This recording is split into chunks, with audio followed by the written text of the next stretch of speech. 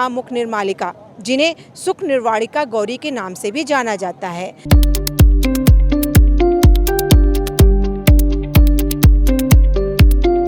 नवरात्रि के पावन अवसर पर काशी में देवी के 9 स्वरूपों के दर्शन की विशेष परंपरा निभाई जाती है। ये परंपरा सिर्फ पूजा तक सीमित नहीं है, बल्कि ये आत्मिक शुद्धि, श्रद्धा और विश्वास की एक गहरी अनुभूति से जुड़ी हुई है।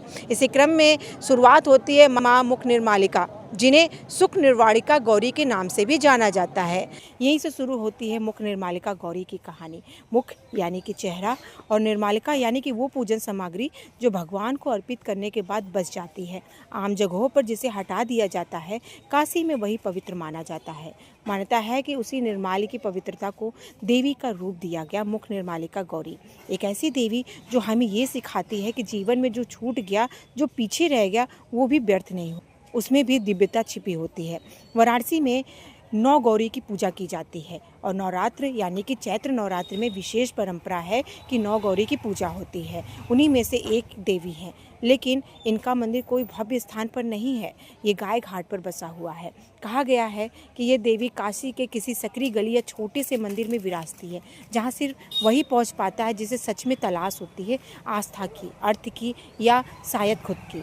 नवरात्र और सावन में कुछ साधक यहाँ आते हैं, हाथ में फूल, बेलपत्र, वही निर्माल्य जिसे दुनिया त्याग देती है, लेकिन यहाँ वही सबसे खास चढ़ावा बन। काशी हमें सिर्फ पूजा करना नहीं सिखाती, काशी हमें देखना सिखाती, हर उस चीज़ में भी अर्थ ढूंढना जिसे हम अक्सर नज़रअंदाज कर देते हैं। मुख निर्मालिका गौरी की कहानी भी बस यही कहती है। अभी हम मंदिर के अंदर पहुंच चुके हैं और अभी हमारे साथ मंदिर के पंडित जी यहाँ पर मौजूद हैं। उनसे हम जानेंगे कि मुख निर्मालिका गौरी के इतिहास को लेकर के बात करेंगे और साथ ही पूजा का क्या विधान है, ये भी हम उनसे जानेंगे। सबसे पहले हमारे प्रोग्राम में आपका बहुत बहुत स्वागत है। गुरुजी, आपका नाम क्या है? नारायण महाजन। गुरुजी, देखिए, नवरात्र है और चैत्र नवरात्र चल रहा है, तो हमने सुना है कि चैत्र नवरात्र में माँ गौरी की पूजा का विधान है, तो क्या इतिहास है, क्या कहना है, ये आप बताएं। चैत्र नवरात्र जो है, इस दिन ब्रह्मा ने सृष्टि का निर्माण किया था, पहली बात ये है।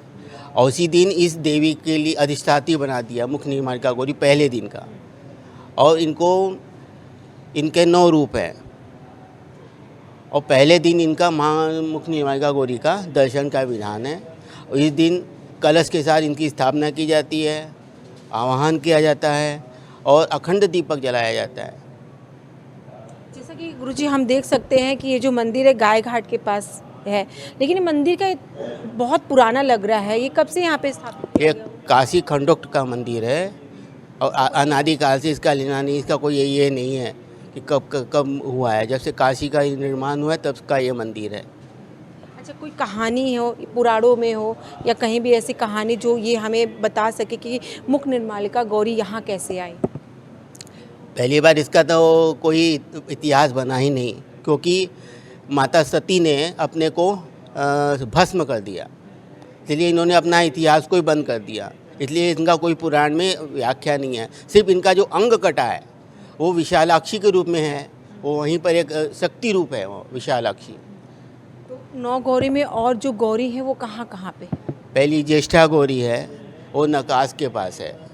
दूसरी सौभाग्य गौरी है, यह विश्वनाथ मंदिर में फूल मंडी है, उसके बगल में सत्यनारायण मंदिर उसके अंदर है। फिर भवानी गौरी है, अन्नपूर्णा मंदिर के अंदर है। और फिर विशालाक्षी गौरी है, बाबा विश्वनाथ के मंदिर के पास है।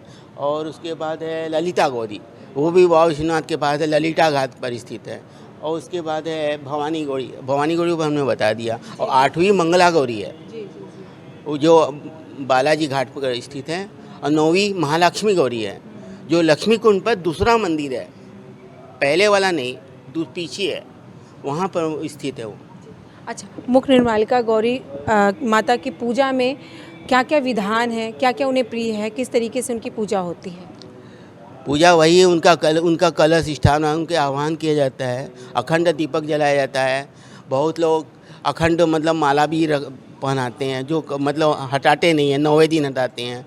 और 9वें दिन 9 बच्चियों को खिलाते पिलाते हैं, यही इनका विधान है।